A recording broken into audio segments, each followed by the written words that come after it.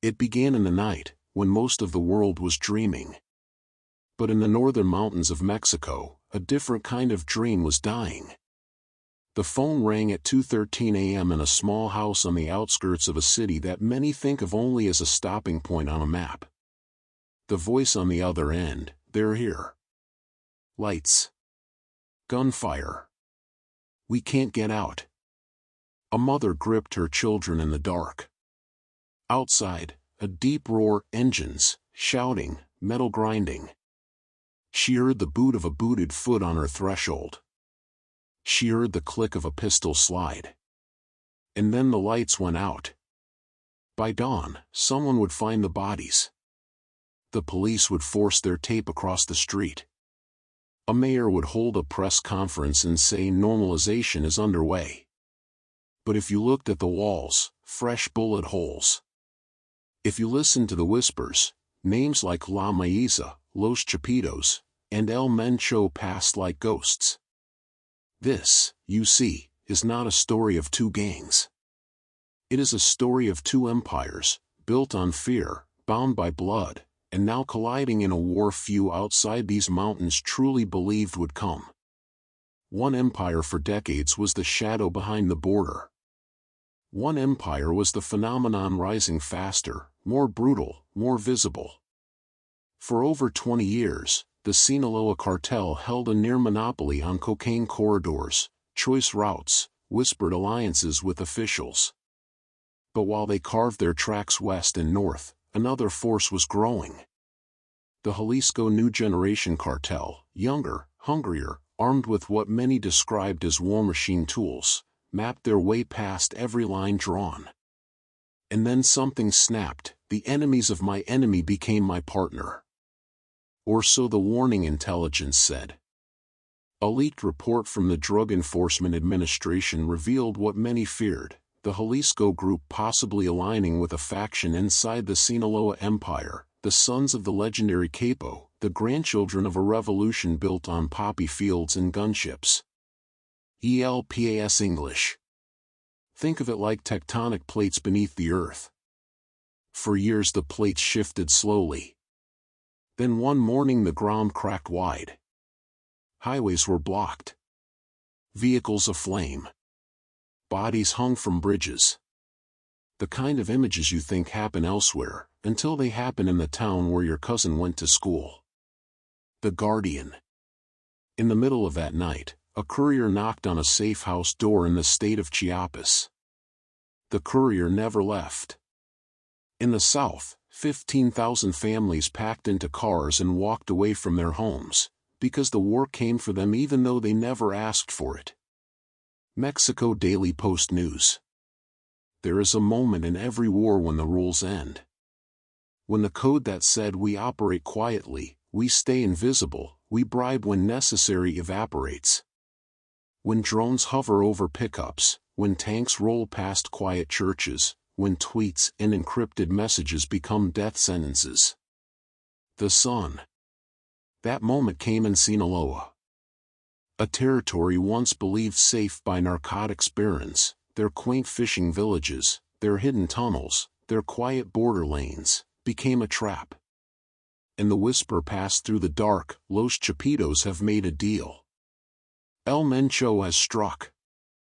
The old guard is finished. But what if the deal is only the beginning?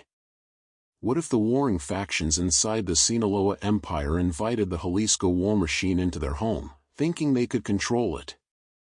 What if they unlocked a door they cannot close?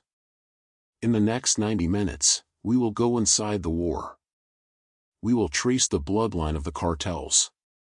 We will map the rifles, the safe houses, the 3 a.m. raids when neighbors hear nothing, then the helicopters hover. You will hear the voice of a mother interrupted by gunfire. You will meet the one who walked away when his friends didn't. We will ask the question no one wants to ask out loud: who really wins when two of the most violent criminal empires in history collide? And, maybe scarier, who loses everything? Stay with me. Because tonight, the story is not just about the drug trade. It is about a war for the soul of a state. For the control of silence.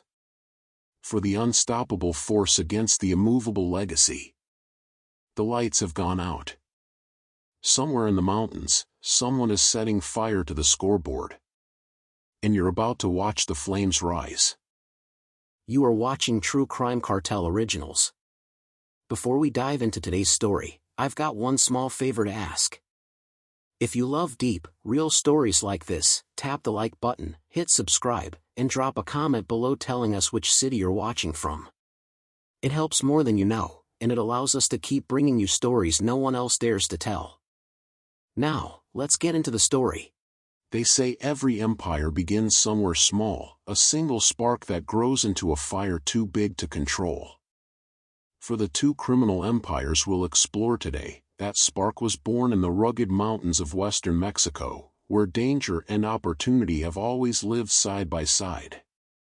On the Pacific coast lies the state of Sinaloa, a land of contrasts.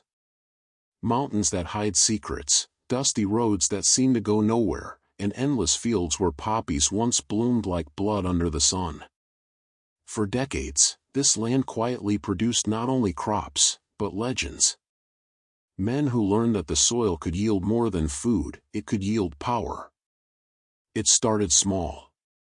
In the 1960s and 70s, a handful of daring smugglers began using small planes to fly marijuana and opium paste into the United States. They weren't kings, not yet, just men chasing fortune. But these early operations would evolve into something far bigger. They built networks, learned the terrain, and discovered that corruption could be a business tool. And among those early students of the trade were the men who would one day rule the modern underworld. When Mexico's first great cartel, the Guadalajara Cartel, began to crumble in the late 1980s, a new alliance quietly rose from its ashes. Out of that chaos emerged a new name, one that would echo through decades of blood and fear, the Sinaloa Cartel. Its architects were cunning, patient, and ruthless.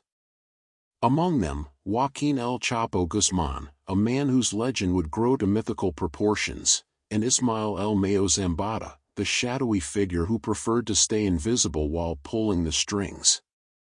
Together, they mastered the art of smuggling. Not by brute force, but by innovation, tunnels beneath mountains, hidden landing strips, fleets of trucks and ships that blended into the ordinary world. Sinaloa didn't announce its arrival with explosions. It moved like smoke. While other cartels relied on chaos, Sinaloa relied on control, of borders, of officials, of silence itself. But patience breeds arrogance, and even the most disciplined empire forgets that time always breeds challengers. Far to the south, in the state of Jalisco, another kind of organization was growing, one that would redefine the rules. In the early 2000s, remnants of smaller cartels began to merge under a single, brutal vision. What started as a support network for the Sinaloa Empire soon became something entirely different, faster, younger, more violent. That group would become the Jalisco New Generation Cartel, the CJNG. If Sinaloa was the old lion, wise, powerful, and measured, CJNG was the hungry wolf, bold, unpredictable, and fearless. They weren't interested in playing the long game. They wanted the throne now. Their leader, Nemesio Oseguera Cervantes, better known as El Mencho, understood that fear was faster than diplomacy. His rise was sudden, explosive. His cartel didn't hide, it paraded its power in broad daylight. Convoys of armored trucks rolled through cities. Enemies disappeared. Videos surfaced of men in military gear pledging loyalty to El Señor Mencho. Mexico, long accustomed to the silent operations of Sinaloa, was shocked. CJNG didn't just want power, it wanted dominance. But before we dive into that coming war, we must understand the roots, because the soil in which both cartels were born would shape how they fought. Sinaloa's rise was built on patience, alliances, and influence. It grew quietly, establishing routes through mountains and ports, weaving itself into the political and economic structure of Mexico. Its leaders bought loyalty not only with money, but with stability. In a twisted way, Sinaloa brought order to chaos. Towns under its control often experienced peace, as long as they obeyed. CJNG's rise was built on something very different: anger, ambition, and speed. It rose out of betrayal, out of the ashes of broken alliances. When the Sinaloa Cartel collapsed, its fighters scattered. Men who had once worked for Sinaloa now found themselves abandoned, hunted, and desperate. Under El Mencho, they regrouped, this time with one goal: to never kneel again. Imagine it, one empire built from the ground up over decades, the other forged in a storm. One built its reputation through strategy, the other through spectacle. One wanted to be invisible, the other wanted to be feared. And for a time, both paths worked. Sinaloa's influence stretched from Central America to the United States, Europe, even Asia. CJNG rapidly conquered entire Mexican states, winning battles the old guard thought impossible. But no matter how far apart their methods seemed, their destinies were always intertwined, because there is only room for one king in a kingdom of blood. By the early 2010s, the map of Mexico looked like a powder keg. Sinaloa, at the height of its power, controlled most major corridors to the U.S. CJNG, rising faster than anyone predicted, began to take over cities and ports once loyal to Sinaloa. The old rules, the quiet understandings between cartels, began to crumble. Small gunfights turned into massacres. Ambushes turned into wars. And beneath it all, something deeper was shifting: the very culture of organized crime in Mexico. The men of the old world believed in codes: don't kill civilians, don't challenge the government too openly, don't invite chaos that can't be contained. The men of the new world? They believed in survival, power, invisibility. They wanted to be legends before they died. That difference, that generational divide, would soon ignite the bloodiest chapter in modern cartel history. The streets of Mexico would become battlefields. The mountains that once had drug crops would now hide soldiers. And for the first time, the Mexican state itself would face a cartel war it could no longer control. But before that first shot is fired, before the first betrayal breaks the fragile peace, we must understand the code, the invisible set of rules that govern the narco world, until someone decided to burn the book. This is where the story truly begins. Before the first bullet was fired in the war between Sinaloa and CJNG, there was order, a dark, twisted kind of order. The cartel world had its own constitution. No ink. No signatures. Just fear and respect. They called it La Plaza. A system where every man knew his place. Every territory, every city, every road crossing into the United States, all under control. No moves without permission. No shipments without tribute. The code was clear: you survive by obeying it. And for years, it worked. Each cartel had its corridor, its business, its bloodlines of loyalty. The Sinaloa Cartel reigned from the mountains, a quiet monarchy built on decades of experience. They didn't need to show off, their wealth spoke for them. Their leaders operated like ghosts, rarely seen, often spoken about, always feared. And for the people who lived under their shadow, Sinaloa wasn't just a cartel. It was a government of its own. When trouble came, the Sinaloa men handled it discreetly. A missing man here, a burned car there. Messages were delivered through silence, not spectacle. Their violence was surgical, brutal, but purposeful. Every act meant something. Every death had a reason. That was the code. And it was that code that separated the professionals from the reckless. But time changes everything. As power expanded, so did ambition. Younger generations, armed with technology, hunger, and fewer moral lines, began to see the old code as weakness. To them, Sinaloa's discretion looked like fear. They didn't want shadows, they wanted headlines. They didn't want respect, they wanted dominance. And from that mindset, a new kind of warlord was born. His name was El Mencho. To outsiders, Nemesio Oseguera Cervantes seemed like a ghost, rarely photographed, almost never heard. But to those who crossed him, he was a storm that came without warning. Unlike the old bosses, he didn't inherit a system, he built one from the ashes of betrayal. His followers were soldiers, not smugglers. They moved with discipline, with conviction, and with a kind of religious devotion to their cause. Where Sinaloa operated like a family, CJNG operated like an army. They trained like one. They dressed like one.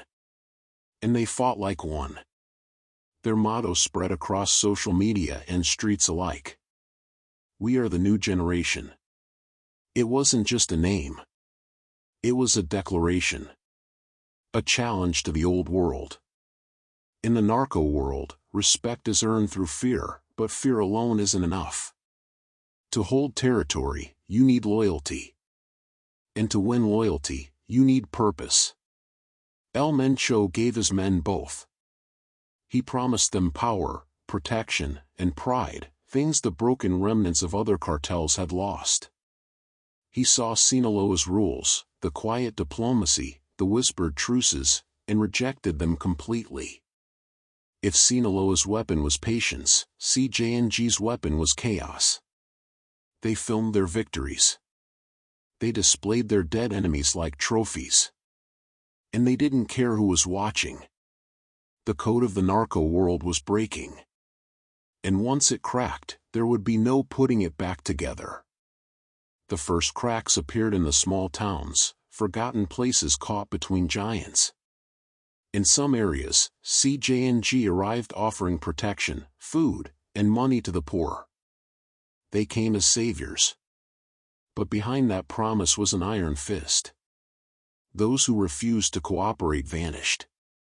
Those who talked were found hanging from bridges, messages carved into their chests. The world began to take notice. Suddenly, videos started flooding the internet, convoys of men with military rifles, chanting CJNG's name, waving banners of allegiance. This wasn't the silent cartel Mexico was used to. This was a cartel that craved the camera. Sinaloa watched all of this in silence. For a while.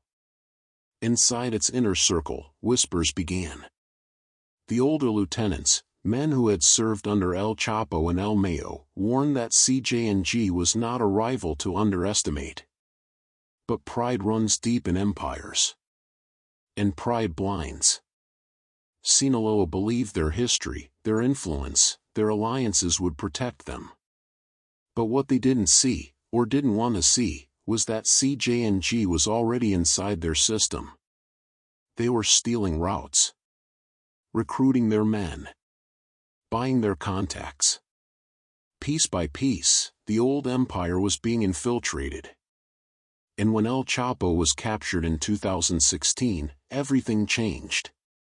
The balance of power began to shift. For the first time in decades, Sinaloa's leadership was uncertain. Without its most notorious figure, cracks widened between the remaining bosses. Each faction began fighting for control of what was left, creating openings that CJNG quickly exploited. In the mountains, rumors began to spread.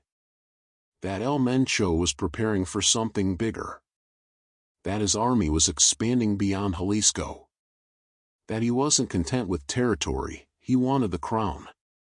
And he was willing to burn the entire country to get it. But here's the cruel irony of the narco world. Every war starts with the illusion of control. And every empire falls because someone underestimates chaos. CJNG's expansion wasn't just violent, it was strategic. They targeted key ports on Mexico's Pacific coast, taking control of methamphetamine routes and chemical supplies from Asia. They invaded cities that once belonged to Sinaloa, killing entire cells in days. They used drones rigged with explosives, armored convoys, and military-grade weapons. And for every stronghold they took, they left behind a message. The new generation is here. Meanwhile, Sinaloa, proud, wounded, and scattered, struggled to respond. Its leaders were older, their alliances fragile, their code outdated.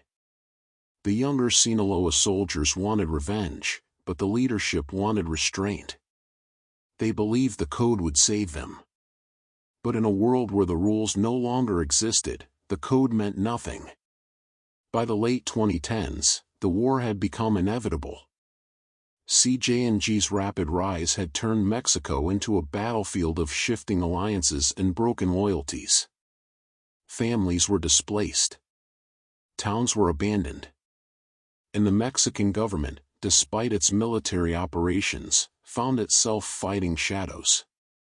Sinaloa and CJNG weren't just enemies anymore. They were ideologies, two visions of power that could never coexist. And the people caught in the middle, civilians, farmers, migrants, even police, became the collateral of an unwritten war that nobody could stop. The code that once governed the underworld was gone. All that was left was survival. And in that vacuum, something darker began to grow. Assassins who answered to no one. Smugglers who played both sides. Corruption that ran deeper than ever. The narco world had always been cruel, but now, it was uncontrollable. A new kind of chaos ruled the land.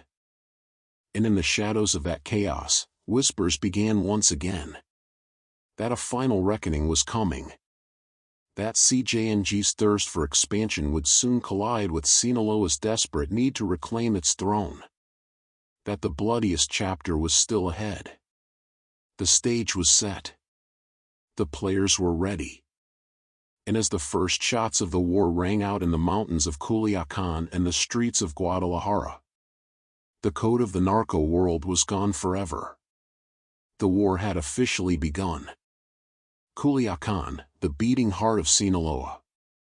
For decades, it was known as the cradle of the narco world. A place where power moved quietly, where danger was felt but rarely seen. The kind of city where people learned early to mind their business, to look away, to stay silent, to survive. But one October afternoon, silence finally broke. It began with whispers, a rumor moving faster than wind. El Chapo's son has been captured. At first, no one believed it. Culiacán had seen military raids before. It had seen convoys, checkpoints, and the occasional firefight. But this was different. When news spread that Ovidio Guzman Lopez, one of El Chapo's sons, had been arrested by the Mexican army, the city began to shake, not from earthquakes, but from engines. Hundreds of trucks, armored, armed, and filled with men loyal to Sinaloa, poured into the streets like an army unleashed from hell. The people of Culiacán had seen power before, but never like this. Within minutes, the city was under siege. Gunfire erupted from every direction. Explosions tore through intersections. Civilians ran for cover as cartel gunmen, carrying machine guns, grenade launchers, and courage fueled by loyalty, swarmed military units. The government had captured a Guzman. But they had underestimated what that name meant. Ovidio wasn't just a man, he was bloodline. And in Sinaloa, bloodline is sacred. Across radios and encrypted messages, one order echoed through the underworld. Free him. No matter what. For hours, chaos consumed the city. Military vehicles burned. Helicopters hovered helplessly overhead. Shops closed, schools locked down, families hid under beds as bullets shredded the air outside. Witnesses described it as if the apocalypse had come early. Children trapped in classrooms whispered prayers. Mothers held their babies against their chests as armored trucks roared past their homes. And through it all, the same name filled the air, Ovidio. It wasn't just a rescue mission. It was a statement. Sinaloa was telling the world, we are still here. We do not bow. When the dust began to settle, something unthinkable happened. The government backed down. Faced with the overwhelming firepower and civilian risk, Mexican authorities released Ovidio Guzman. They let him go. And in that single moment, a message was sent to every corner of the criminal world. The old empire wasn't finished. Sinaloa was alive, and it had just reminded the world that it could still bring a city to its knees. But beneath that victory, something darker was brewing. Because the world was watching. And so was CJNG.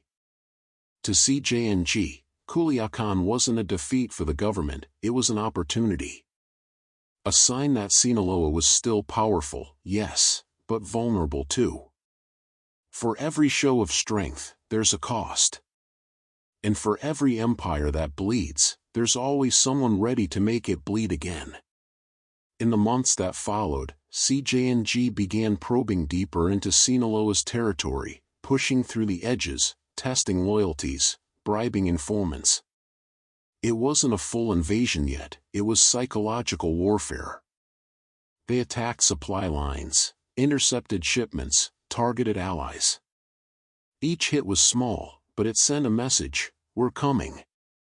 Sinaloa's response was cold and methodical. They cleaned house, executing suspected traitors, tightening control over routes, and reinforcing their hold on critical corridors. But the calm didn't last. In 2020, the violence spread like wildfire.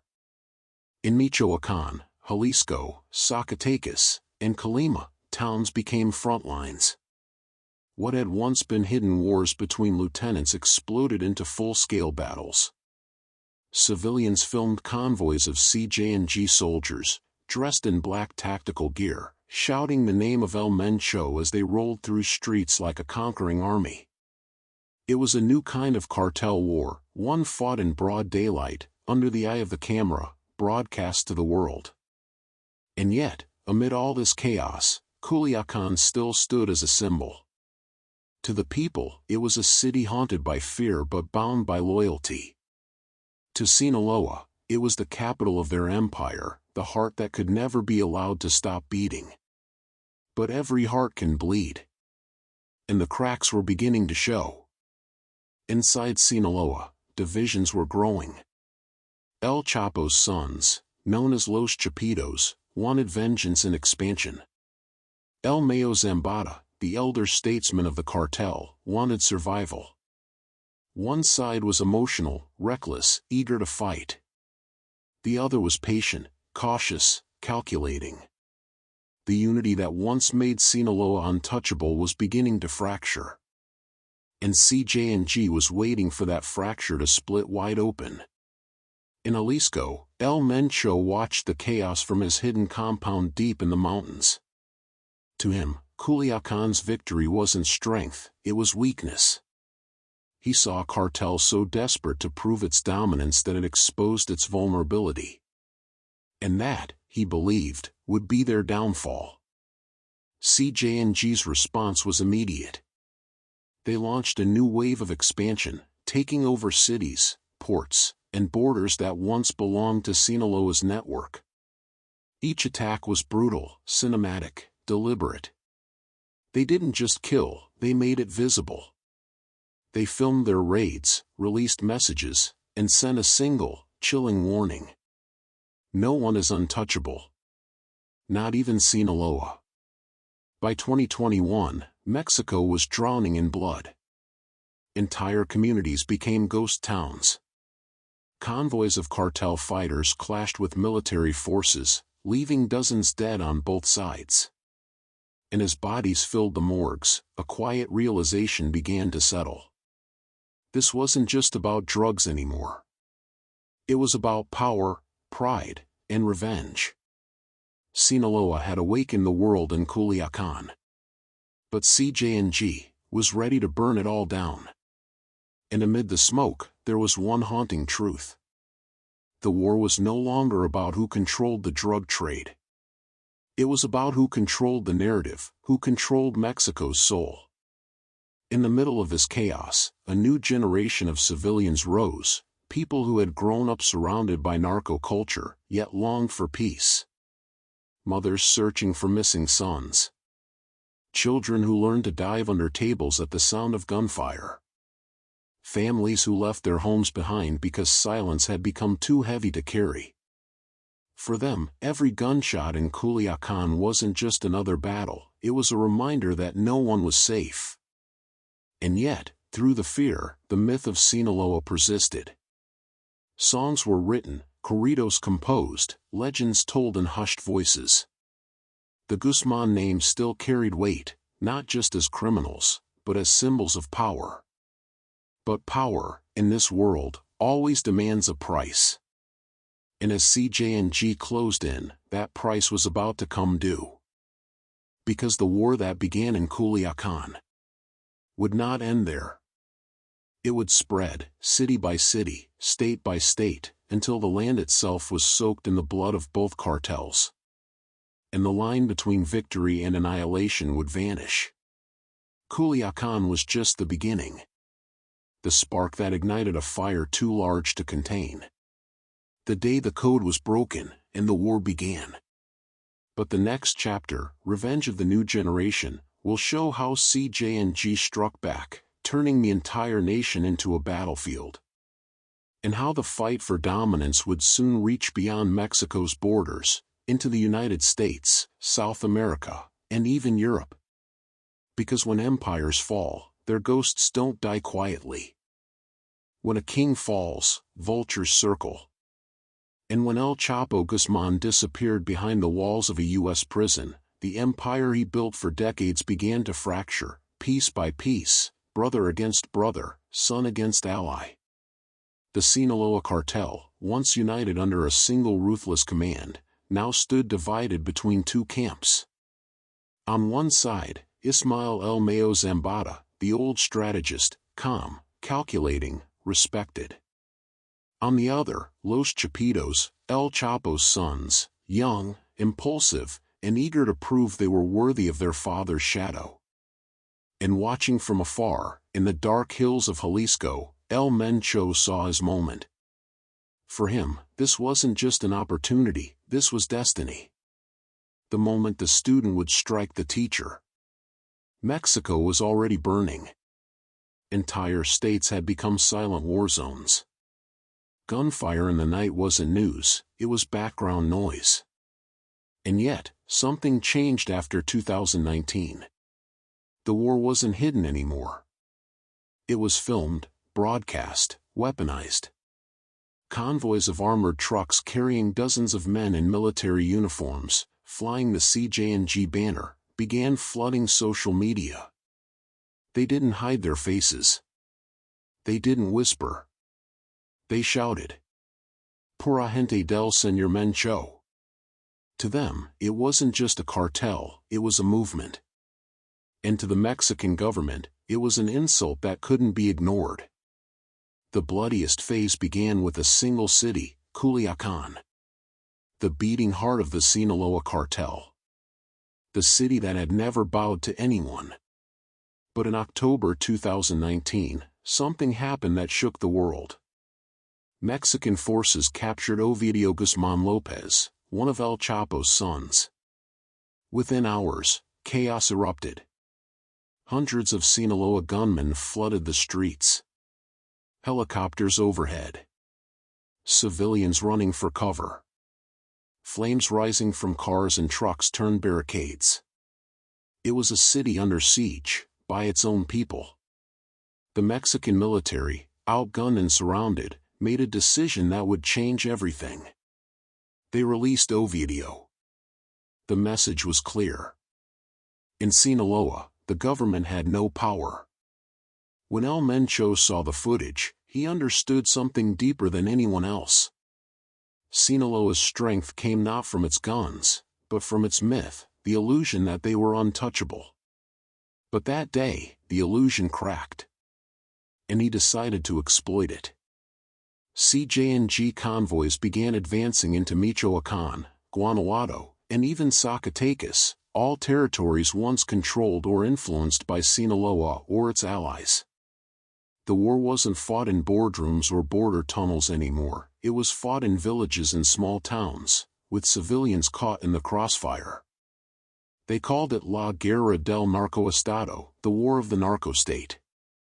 And it wasn't just between cartels. Police officers were being hunted. Journalists assassinated. Mayors kidnapped or bought overnight. In some towns, people didn't even know who ruled them anymore. One day it was Sinaloa. The next, CJNG.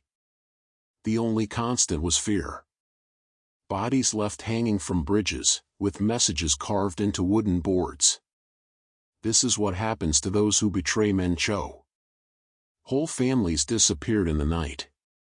Entire police forces resigned in terror. And through it all, the government called for peace, while its soldiers fought a war they could no longer control. But while El Mencho expanded his reach, his enemies evolved. The Chapitos, especially Iván Archivaldo Guzmán and Jesus Alfredo Guzmán, had learned from their father's mistakes.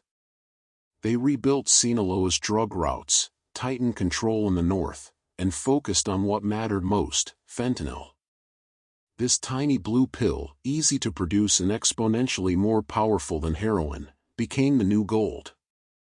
It could be made anywhere, shipped everywhere, and sold for fortunes. For the CJNG, fentanyl was fuel. For Sinaloa, it was survival. And soon, it became the spark of a new kind of war.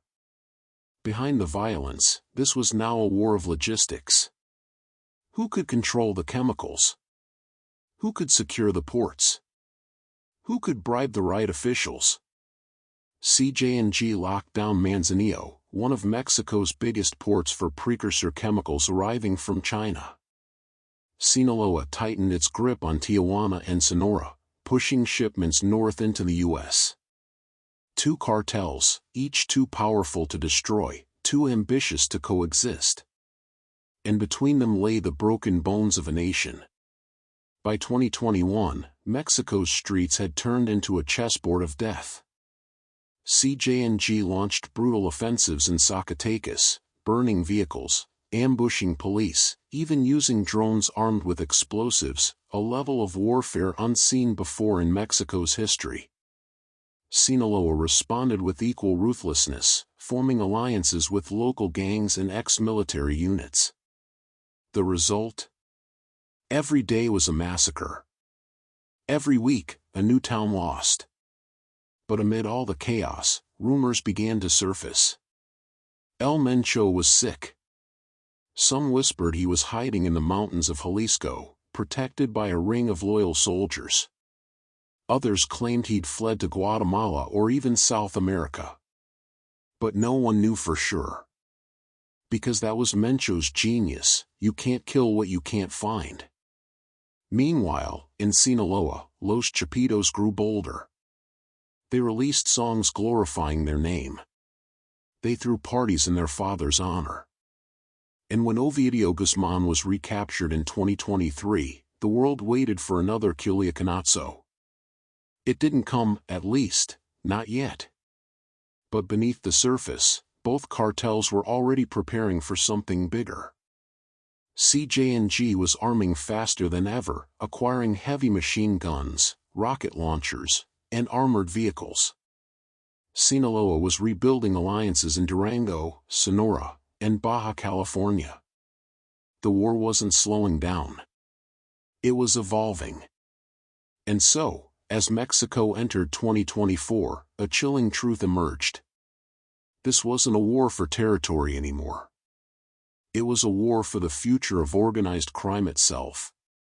Sinaloa, the old empire, built on discipline and diplomacy. CJNG, the new empire, built on terror and technology. Each side saw itself as the rightful ruler. Each willing to burn the country to prove it. To the outside world, it may look like chaos. But for those living inside it, it's everyday life, a reality where the line between the government, the military, and the cartels is blurred beyond recognition. Even soldiers don't know who they're really fighting for anymore.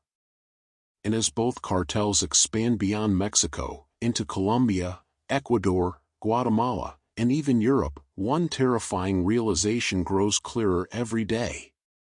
The war isn't ending. It's globalizing. The people of Mexico are trapped between two monsters. Both claiming to protect them. Both responsible for their suffering. And somewhere, in the shadows of Michoacán, the man known as El Mencho watches quietly, waiting for his moment to strike again. Because for him, this war was never about money. It was about legacy. And for the first time in history, the Sinaloa Cartel has met an enemy that fights like it has nothing to lose. The war didn't end when the shooting stopped. It simply moved underground. Because what the world sees, the gunfights, the ambushes, the bodies, is only the surface. Beneath it lies a darker truth. Mexico isn't just being fought over by the cartels. It's being governed by them. After years of blood and chaos, both the Sinaloa Cartel and CJNG discovered something more powerful than bullets: influence. They no longer needed to destroy the system. They could simply become the system. Bribe the police, control the mayor, buy the judge, and the war becomes invisible, legalized from within. And by the time the government realizes it, it's too late. Because the war isn't being fought on the streets anymore. It's being fought in offices, boardrooms, and campaign headquarters. Every level of authority had a price. Every election had a silent investor. And every public speech against corruption was quietly paid for by the very men who built their empires on it. In some towns across Jalisco, Michoacán, and Guerrero, it wasn't the government who decided who lived or died, it was the cartel. Need to open a business? You pay the tax, to Mencho's men. Want to move a truck across the state? You call the local CJNG commander for permission. If you don't, you vanish. Meanwhile, in Sinaloa, Los Chapitos perfected their own system, soft control. They built schools, handed out food, and paid for funerals. They threw parties for entire neighborhoods. It wasn't charity, it was strategy. When people eat from your hand, they stop calling you a criminal. They start calling you protector. And that's how Sinaloa maintained what CJNG couldn't: loyalty.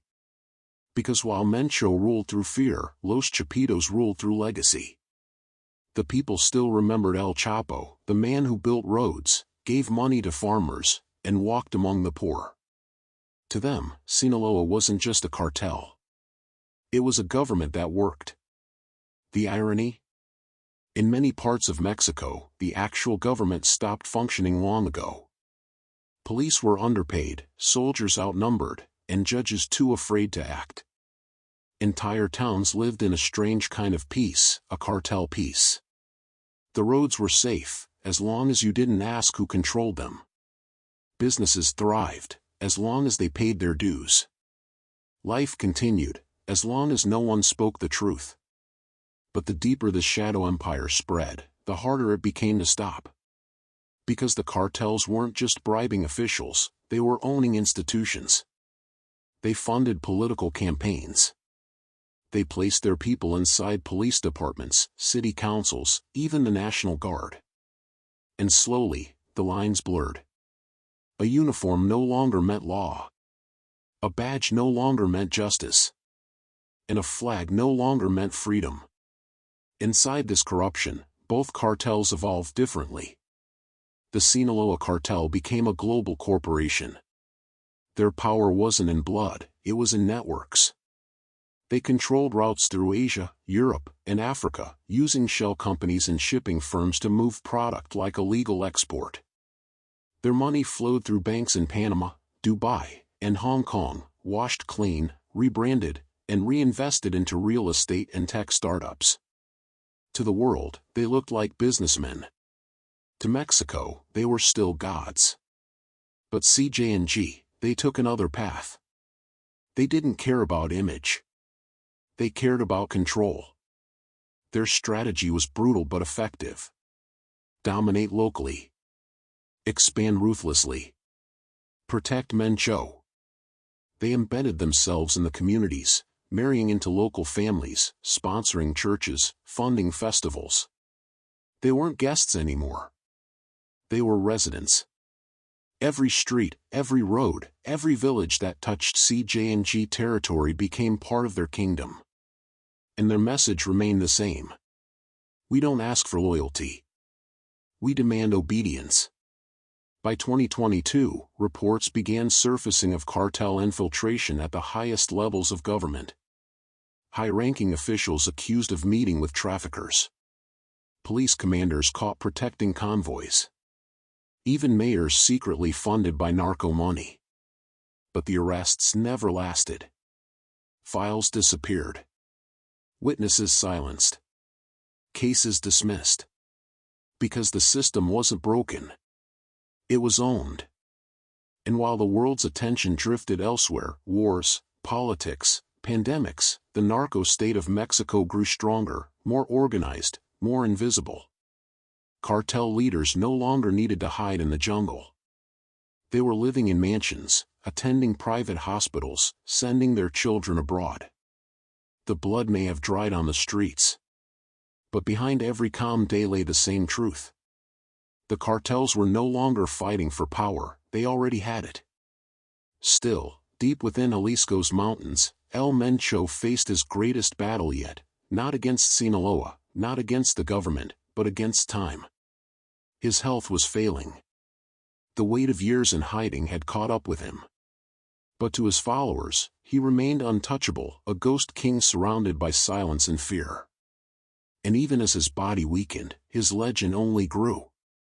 Whispers spread that his son, El Menchito, would take his place.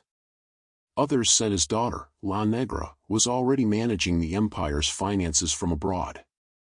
Whatever the truth, one thing was certain. Mencho's empire wasn't going to die, it was going to mutate. Back in Sinaloa, the Chapitos faced their own reckoning. U.S. agents were closing in. Indictments piled up. Extraditions loomed. But like their father, they were always one step ahead. They understood something the government never did. In Mexico, power isn't seized, it's inherited. And the next generation of cartel leaders wasn't hiding in the mountains anymore. They were sitting in penthouses, wearing suits, talking through encrypted apps, and investing in politics, oil, and technology. This was no longer a drug war. It was a transition of power, from cartels to corporations, from gunmen to executives, from shadows to influence. The Sinaloa Cartel and CJNG had evolved into something far more dangerous than criminal groups. They had become parallel governments. Ruling by fear, fueled by money, protected by silence. And in that silence lies Mexico's greatest tragedy. Because for the ordinary people, those who still live between the crossfire, who bury their sons, who pray for peace, the war never really ended. It just changed shape. The gunfire may fade, but the fear remains. The names may change, but the story repeats. The faces of power, the uniforms, the promises. All different masks worn by the same ghosts. As the night falls over Jalisco and the desert winds sweep through Sinaloa, one question echoes across the land. Who truly runs Mexico? The answer isn't found in government buildings. It isn't written in law. It's whispered in safe houses, in coded calls, in backroom deals sealed with blood and silence. Because in the end, this isn't just a narco war anymore. It's a shadow empire. An empire where kings hide behind uniforms, and justice wears a mask. And as the world looks away, Mexico's cartels have already written the next chapter of power. Not with bullets, but with signatures. Power never disappears. It simply finds a new face. When the old kings of the cartel world began to fade, locked away, exiled, or buried, their sons, nephews, and protégés stepped forward with something their fathers never had: technology. This was no longer the era of radios and runners. This was the age of encrypted phones, crypto wallets, and drones that could see in the dark. And in this new world, the battlefield expanded beyond Mexico's borders. It spread into the digital realm. The new cartel recruits don't look like the gunmen of old. No tattoos. No scars. No gold chains. They wear designer sneakers, carry laptops, and move silently behind screens. They call themselves La Nueva Generación. The new generation of traffickers who grew up watching the war and learned how to weaponize the internet. They use social media not just for recruitment, but for propaganda. TikTok videos showing convoys of luxury cars, rifles gleaming under desert sunlight. Instagram clips of stacks of dollars, champagne, and corridos blaring in the background. To outsiders, it looks like a lifestyle. To insiders, it's a recruitment campaign. Because for every teenager who sees that life of power and respect, another one picks up a gun or a keyboard. The cartels learn that fear spreads fast. But fascination spreads faster. So they built a culture, a digital mythology where being a narco wasn't just dangerous. It was glorious. Songs, hashtags, and viral clips turned killers into icons. Their trucks had custom paint jobs. Their rifles were engraved with saints. Every battle, every death, became content. And somewhere behind all of it, the algorithms rewarded the spectacle. The CJNG led the charge in this new digital war. Mencho's men started live streaming operations, blurring the line between terror and marketing. Each video, each post, each image carried a message. We are everywhere. Meanwhile, Sinaloa's younger generation, the Chapitos, adapted too. They traded armored convoys for encrypted networks, moving shipments through coded messages and satellite-tracked routes. Their soldiers might still patrol the mountains. But their money? It was flowing through servers in Switzerland, Dubai, and Singapore. And then came crypto.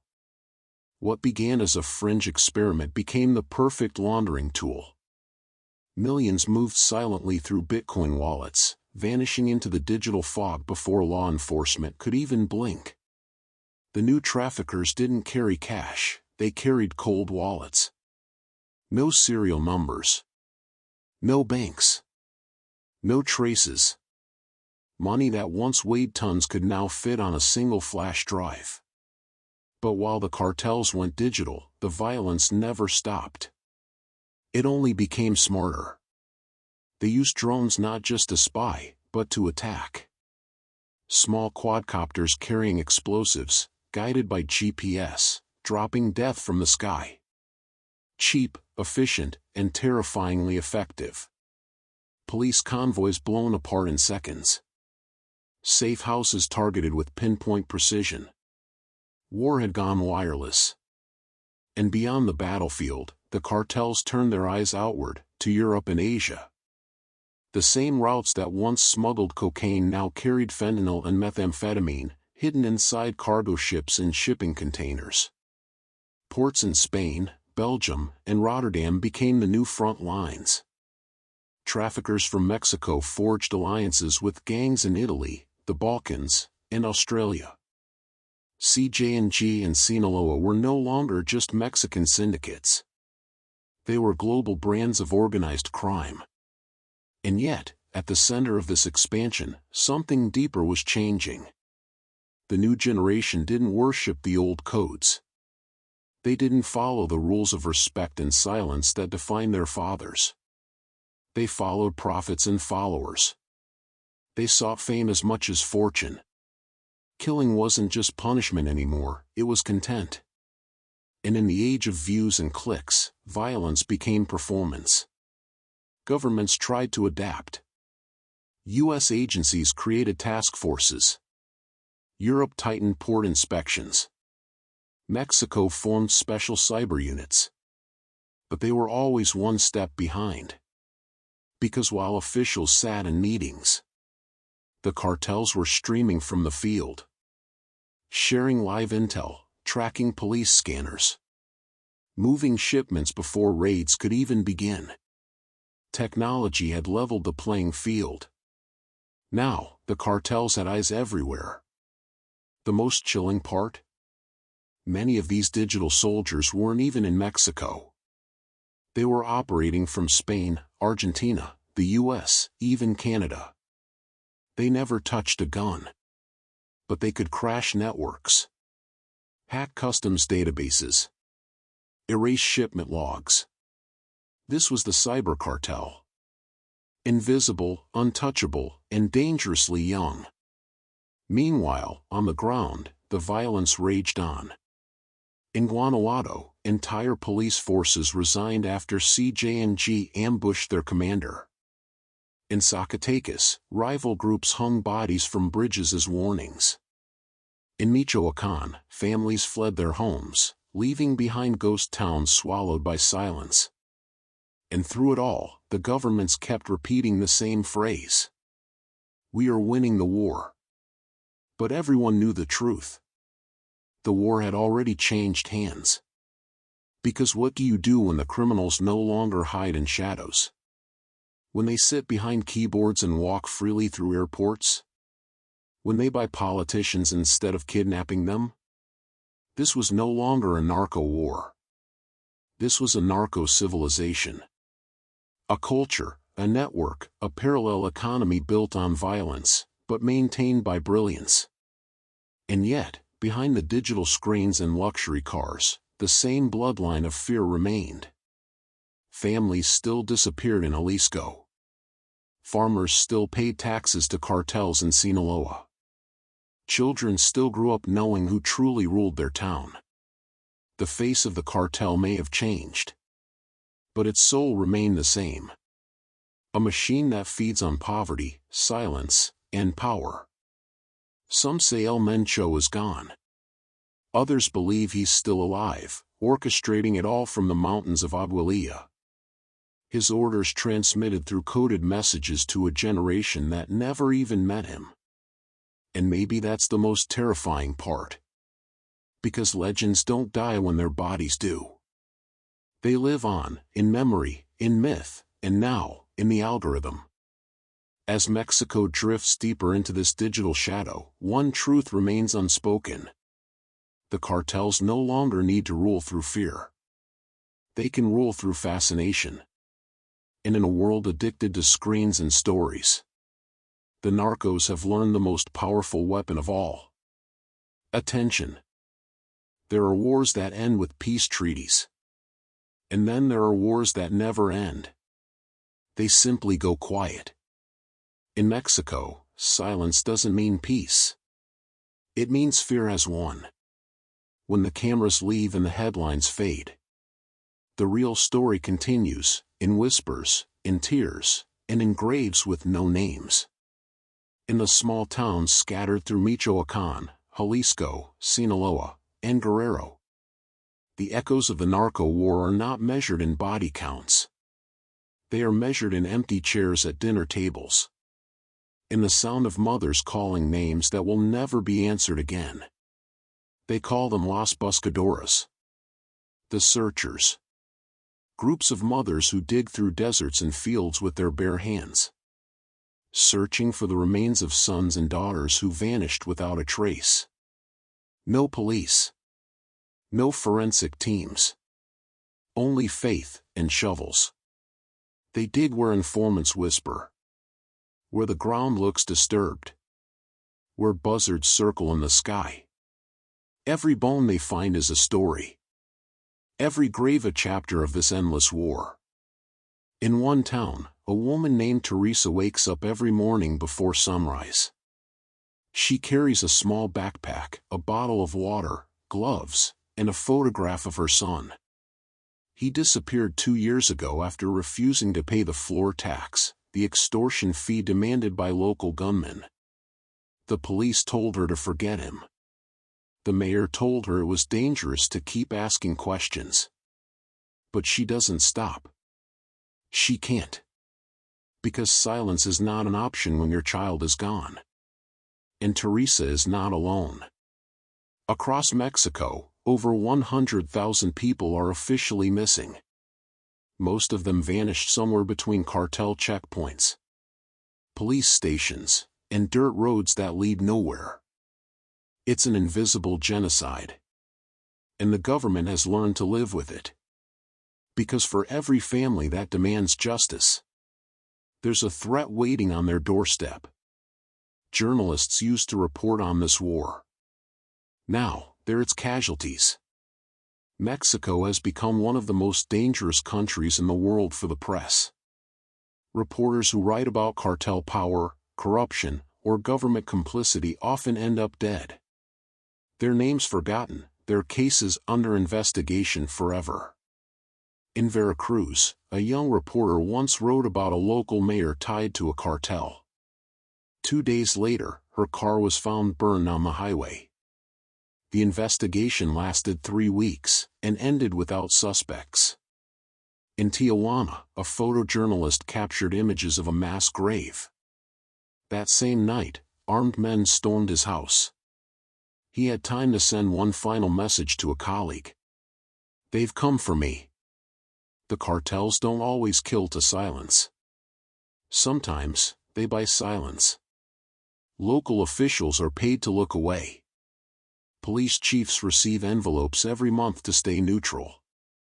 Even priests, teachers, and doctors sometimes take the money. Not because they want to, but because they have to survive. In many towns, everyone knows who's in charge. It's not the mayor.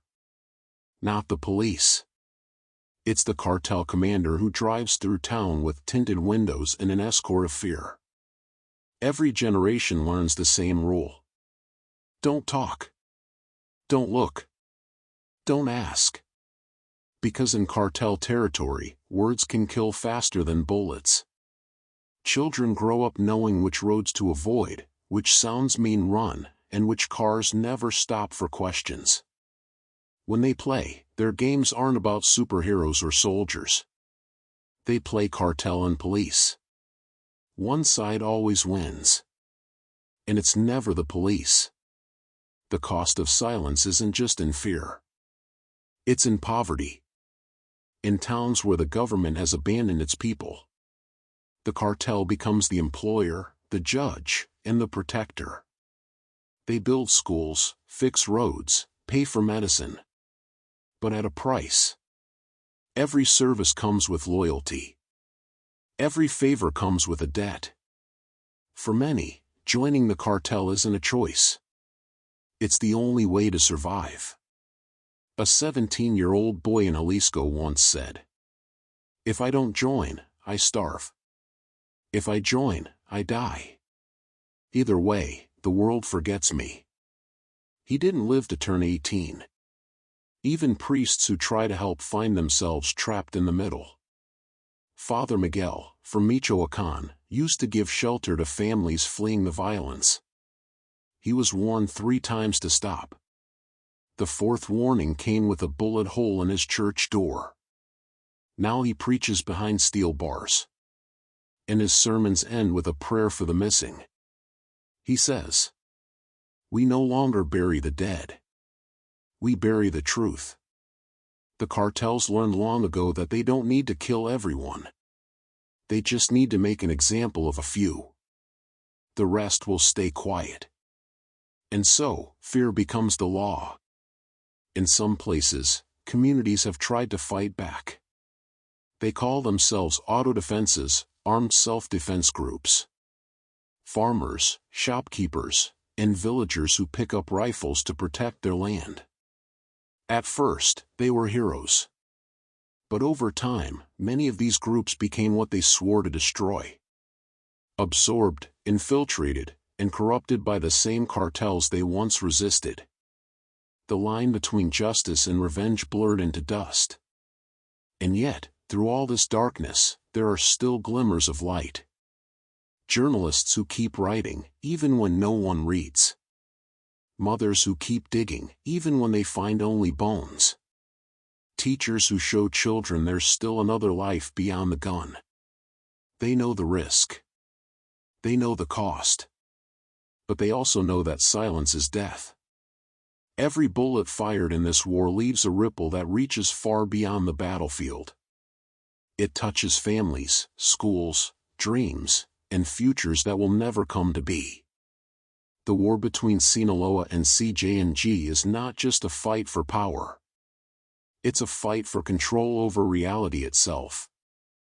Who gets to tell the story? Who gets to live it? And who gets erased? The cameras show convoys, gunfights, and arrests. But the real story, the one that never trends, is written in the faces of those who endure it. The grandmother in Guanajuato who still sets a plate at the table for her missing grandson.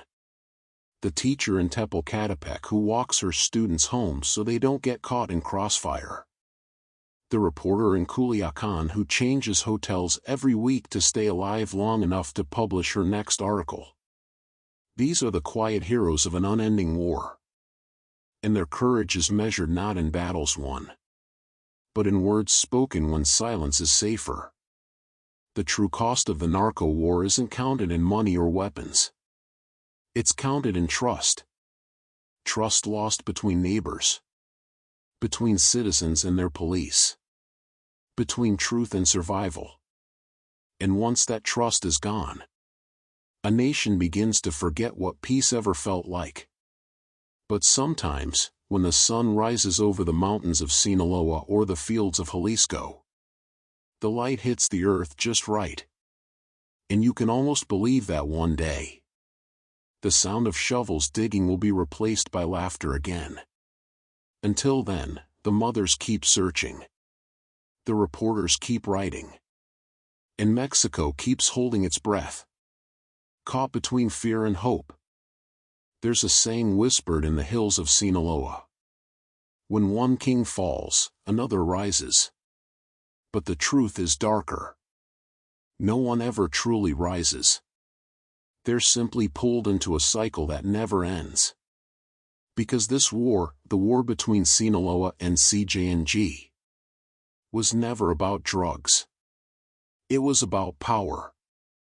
And power is a hunger that no bullet can kill. After decades of blood, billions in cash, and generations lost, you'd expect the story to be over. But look closer, and you'll see it never stopped. Every time a cartel leader dies, another steps forward. Every time a route is shut down, another opens. Every time a politician vows to end the violence, someone else signs the next deal in the shadows. It's an ecosystem, alive, self-sustaining, and merciless. Today, the cartels don't just rule with guns. They rule with money, fear, and silence. They own pieces of construction companies, banks, shipping lines, nightclubs, and political campaigns. Their fingerprints are everywhere. In real estate deals in Texas. In avocado farms in Michoacán. In the cell phones we carry. And sometimes, even in the laws that are written. Because somewhere along the line, the cartels stopped being outsiders. They became part of the system. And the system? It adapted. Politicians learned that fighting the cartels was suicide. So they made peace with them. Mayors turned a blind eye. Governors negotiated truces. Police commanders served two masters. For every honest official who dared to resist, there was another waiting in the shadows to replace them. And in that quiet exchange between corruption and fear, Mexico's soul began to fade. The people still hope for change. But hope here is fragile. It flickers like a candle in the wind, bright for a moment, then gone. In Culiacán, when the army tried to capture Ovidio Guzman, one of El Chapo's sons, the city erupted in chaos. Gunmen flooded the streets. Civilians ran for cover as the sky filled with smoke. By nightfall, the government surrendered. They released him. Not because they wanted to, but because they had no choice. One man's freedom held an entire city hostage. That moment sent a message louder than any speech. The cartels decide what happens here. Years later, the same story repeated. New names, new cities, same blood. Every attempt to destroy one cartel only strengthened the other. When Sinaloa weakened, CJNG spread. When CJNG fell back, Sinaloa regrouped. Two monsters feeding off each other's existence. Enemies in name. Partners in necessity. Because without one, the other loses purpose. For the soldiers, it's a war. For the bosses, it's business. But for everyone else, it's survival. The farmers who grow the coca. The truck drivers who transport it. The families who live along the smuggling routes. They don't get to choose sides. They only choose to live another day. Somewhere, deep in the Sierra Madre Mountains, there are villages where children still play under the same sky their fathers died beneath. They've never known a day without the sound of gunfire in the distance. To them, it's normal. A way of life inherited like a family name. The narco culture has become its own religion. Its saints wear gold chains. Its prayers are sung in corridos. Its altars are built with money, blood, and pride. And its followers, millions of them, don't see criminals. They see survivors. They see men who defied a system that forgot them. That's the cruelest twist of all. The cartels didn't just conquer cities. They conquered hearts.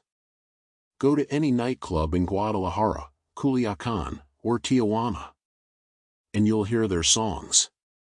Lyrics glorifying Mencho, El Chapo, Mayo Zambada, the Chapitos. Heroes to some. Monsters to others. But always remembered. And in a country where poverty speaks louder than morality, their fame feels like justice. The cartels didn't invent corruption. They just learned how to use it better than anyone else. They learned that people will believe in whoever puts food on their table. That loyalty is easy to buy when the government offers nothing in return. That power doesn't always come from fear. Sometimes it comes from admiration. And that's how a war becomes eternal. When it stops being fought with guns and starts being fought with beliefs. There are places now where the government doesn't even bother to go. Whole regions marked red zones. Where the law is whoever has the most bullets. And justice is whatever the local boss decides it is.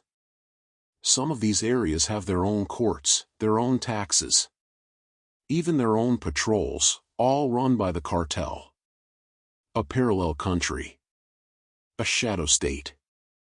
In the global headlines, the world still calls it the drug war. But those who live in it know the truth. It's not about drugs anymore. It's about control. Control of land. Control of money. Control of stories. Because as long as people keep watching, listening, and fearing, the cartels keep winning. They've mastered the art of invisibility and spectacle. They hide in plain sight. And they thrive in silence. Some say there will never be peace until the cartels are destroyed. Others say there will never be peace because the world keeps feeding them. With demand, with dollars, with denial. Every pill, every gram, every shipment that leaves a Mexican port carries a story written in blood. And somewhere in a quiet town, a mother still waits for the knock that never comes. As the sun sets over the western coast of Mexico, The mountains glow red. Not from fire, but from memory. The ghosts of the fallen walk among the living here. Every street corner has a secret. Every silence has a price. And every generation tells itself the same lie. This time, it will be different. But the truth is, it never is. Because as long as poverty breeds desperation, as long as justice can be bought, and as long as power is the only language that matters, there will always be another war. Another Mencho. Another Guzman. Another generation ready to take their place. And so the cycle turns, endlessly, quietly, inevitably. The cartels will change names. The faces will age. The songs will fade. But the empire they built, rooted in greed, fear, and survival, will keep breathing beneath the soil of every mountain, every city, every silent grave. Because this is not a story of heroes and villains. It's the story of a nation held hostage by its own ghosts. A war with no victor. A wound that never closes. And until the last voice dares to speak. Until the last mother finds her child. Until truth is louder than money. The war will never end. In the end, this war was never just about drugs, power, or money. It was about control and the silence that hides it all. Somewhere tonight, another convoy moves through the dark. Another gunfight echoes through the hills. Another family waits for a phone call that will never come. The names change. The faces disappear. But the story, it keeps repeating itself. If you made it this far, it means you cared enough to listen. And that matters, because stories like this are often buried and forgotten. But the more we talk about them, the harder it becomes for the truth to stay hidden. These voices deserve to be heard. These lives deserve to be remembered. If this story moved you, if it opened your eyes to a world most people never see, take a second, right now, to like this video. Share it with someone. And subscribe for more real stories that matter. Every click helps keep these stories alive. Every view pushes the truth a little further. This channel is built on stories that reveal what lies beneath the surface. The people, the power, and the reality the world too often ignores. So, if you want to understand the world behind the headlines, join us. Subscribe, and be part of something bigger than just a story. Because as long as we keep talking, as long as we refuse to stay silent, the truth can't be erased. Stay safe. Stay aware. And remember, every story has another side. Sometimes, it's the one they don't want you to hear.